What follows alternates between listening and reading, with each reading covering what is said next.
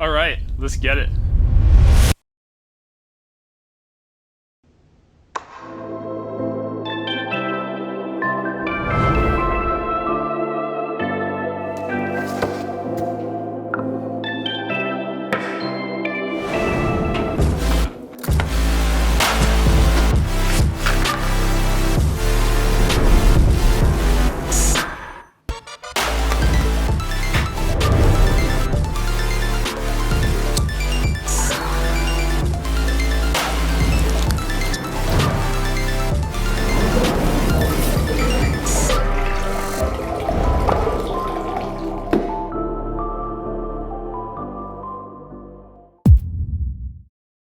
So I honestly had no idea that I was going to make that video until the last minute. So what had gone down was I had basically had 4 or 5 clients lined up for 1 week, and then for one reason or another they all decided to bail on me at the last minute. So I went from having 5 projects going to 0 and just like that. And so I was sitting there, I was feeling a little sorry for myself, and then I thought about it and I said, you know what? The only way that you're going to improve is if you get out there and you go and you make something of your own this week. Don't just wait for a project to come to you. Let's get after it, let's do something. So some of the main things I'm going to be talking about today are my lighting setups for this video, and also a lot of the editing techniques that I use to achieve the final product, because those were personally the areas where I felt like I learned and grew the most. So the first thing I did was I sat down and I wrote out my shot list. And this is a process that I highly recommend for anyone making a video, no matter the type of concept that you're executing, because it really just forces you to be disciplined and pre-visualize what you want to shoot. So you're not just out there with your camera and you're going, thinking about all the transitions that I wanted, going online, watching some videos from other people for inspiration and things like that. It really saved me a lot of time, and it helped this whole edit be a lot tighter than it would have been if I had just gone out there, shot some things, and then tried to piece it together. All right, so let's go ahead and watch it together, and I'll break it down for you.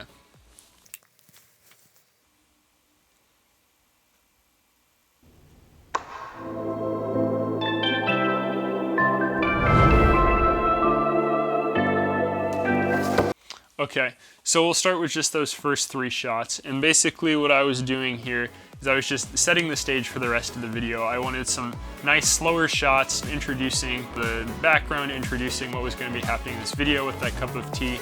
And with these shots in particular, what I did is I just took my light and I just waved it around my subject until I got a nice reflection that I thought looked appealing. And so with that first transition, basically this is just a simple preset zoom transition that I used. I just liked the iPod and I wanted it to kind of look like the previous shot was coming from maybe inside the radio and you could see it still through the iPod screen. So what I did there is I just kind of cropped out the screen and I threw that previous image of the T on there so that when you zoomed out, it would just be more of a seamless transition between the 2 shots.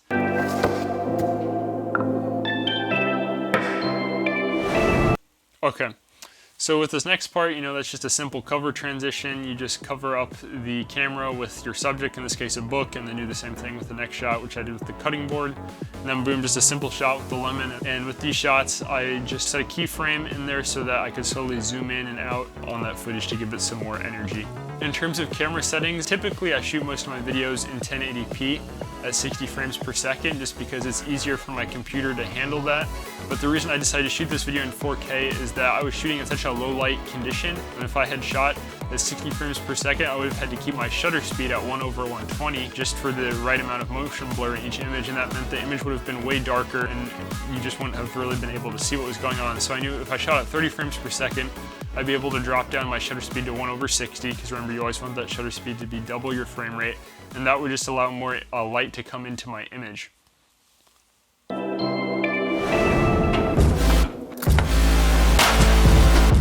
Okay, so that's kind of where we started to ramp things up. We did some masking transitions, so when I wanted that book to open, I knew I wanted to mask the inside of it so that I could have another image looking like it was coming out of the book. And then after that, I just simply masked my hand in for that shot of me grabbing the spoon, whip that out. And then on that next shot after that with the spoon, basically I knew I wanted to track the spoon, as it traveled across the image. So I flipped my camera vertically so that I'd have more room to zoom in and track it, and just added some nice whooshing sound effects in there to make it a little more realistic and give the audience a more holistic experience. The entirety of these shots were either shot in my 24-70mm or my 16-35mm. My camera in 4K has a 1.75 crop factor, so it will take your nice 24-70mm lens, and it's gonna basically squeeze it down into a 42 to 120 millimeter lens. In this project, that was not a problem just because most of my shots were already tight to begin with. My kitchen is not the most cinematic room, and so I knew I needed to keep my shots as tight as possible so you wouldn't see dirty dishes in the background or no magnets on a fridge or something like that. So just as important as what's in your shots is what's not in your shots. In terms of f-stop, I was shooting all this at 2.8 because the lower the f-stop you have, the more light's coming into the camera. And since this was such a low light scenario, I knew that I wanted the f-stop to be as low as possible, not only for getting more light into the camera, but also so I could have that cinematic shallow depth of field, which I like to have in all of my videos. All right, this next shot right here's a fun one. So, I'm very fond of this shot. It took me a very long time to pull it off. Oh, brutal. Oh, that was a horrible. Holy cow. Oh, I was robbed on that one. Oh, crikey. As you can see at the start of that clip, what I did is I zoomed into 200% and then pulled it out really fast so that the viewer's eye was always looking at the bull, and that fast movement just kind of added a little more energy to the shot. One thing that I want to point out here, guys, is for all of my shoots, I only have one light that I picked up online, and what I do is I just put a handkerchief over it and I rubber band it on there. And the reason I do this is because I want my light source to be as diffused or as soft as possible. And I would just take my light and put it as close to the subject as possible, just because the larger your light source is and the closer it is to the subject, the more diffused it's going to be. And honestly, that's one of the things that forces me to stay creative when I'm out there shooting. The fact that I only have one light means that I have to develop my skills and know how to manipulate light and achieve cinematic shots, and despite these limitations. That's going to serve you so well for filmmaking, because it doesn't matter if you have all the best gear. If you have no idea how to use it, it's absolutely worthless to you. Whereas if you can learn to adapt to your surroundings, be creative, and work with very little, when you do have the chance to work with that high quality gear, your films are going to be that much better because you know the skills and you have the gear to enhance that.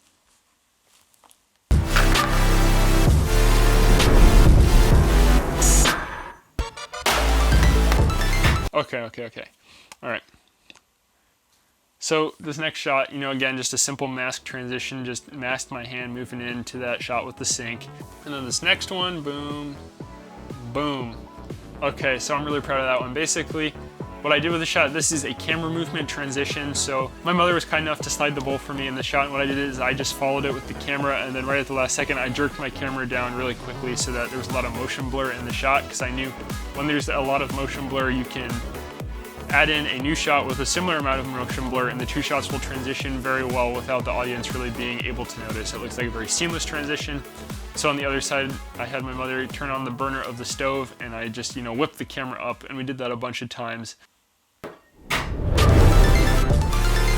Okay, so with these next ones, again, another vertical shot with that kettle slamming down.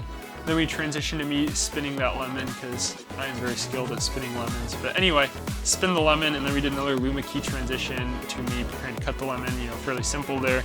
Also in these shots, these are the only few shots that I switched to my 16 to 35 millimeter lens for. For the most part, I was on that 24 to 70, but for these wider frontal shots where I'm cutting up the lemon and things like that, I just wanted the counter to look a little larger than life, a little wider, and the wider angle lens you have, the more it's going to expand the background of your image, so that's why I switched over to that 16 to 35. All right, let's get back to it.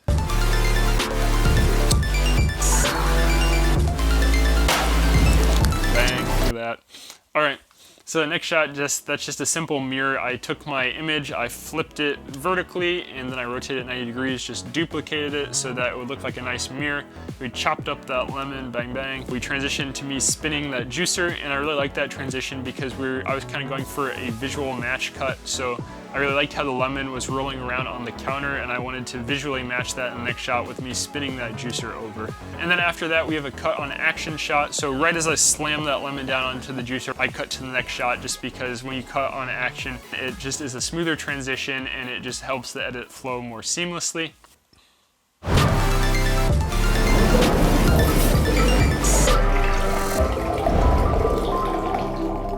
Okay, So again, we were shooting vertically here, and because I knew at this point in the video we would not have a lot of time left, so I kind of wanted to run all those ingredients being added into the kettle very quickly right at the end. So I knew if I shot vertically, you know, I could tell 3 times the amount of story as I would have been if I had just done one shot at a time.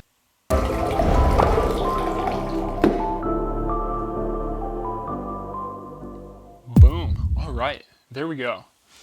So yeah, in that last shot we have that masking transition. I just take the cover of the book and boom, I flip it up and then it chops off that image, and then I feather out that mask so it just slowly dissolves into the next image. And then that final shot, held the T up to the lens, and right when it covered the lens like that, cut it off, faded out there. So there you go, that's the basics of the edit. In terms of sound design, I basically just used in-camera sounds. There weren't a ton of sound effects that I used. The lemon juicing, the water running, all those kind of things. I would just clean up that audio, put a compressor on for any areas where the audio was spiking, just kind of make sure they're at an even level and just throw them in there. And another thing about audio that is especially important for this style of fast-paced editing is to make sure that your video and your audio are not being cut at the same point. So what I mean by that is I'll extend the audio from a clip to a little bit before the clip starts and to a little bit after the clip ends, and then I crossfade out both the beginning and the end. And so what this does for you is it makes sure that the transition is a lot more smooth between shots, because if you cut the audio and the video at the same place, it's going to be very abrupt for the viewer. And so as I was making this video, I honestly had no idea how it was going to turn out. I didn't know if it was going to be good or bad or in between. So the shooting process is not very glorious. It's actually very repetitive. And for this style of editing especially, a lot of the magic happens in the editing room. It doesn't matter what level you're at currently. It doesn't matter if you're not at the level where you want to be. Just go out there and film things. It's always so much easier to look at other people's content online and say, oh, I could do that, you know, that's not that hard. But it's so much harder when you actually sit down to do that process yourself, to, you know, be creative and take your video idea from concept through to completion. And you learn so much more that way. You learn from your mistakes, and you learn to just kind of improve with each video and incorporate elements that you learned from previous videos into your next video. And that's how you'll get better. But as always, I hope you enjoyed this experience, and I went ahead and I linked all the gear I used to create this video in the description below. So if you're interested in that, feel free to go ahead and check that out. And well, thanks for watching. Take care. And as always, I'll see you in the next one.